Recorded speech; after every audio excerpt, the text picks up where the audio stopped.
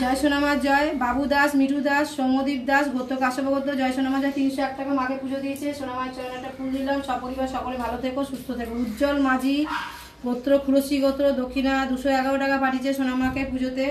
ধার দেনায় জড়িয়ে পড়েছিল, তাই এখন অনেকটা হয়তো ভালো আছে, তাই সোনামাকে আবারও পুজো পাঠিয়েছে। জয় সোনামার জয়।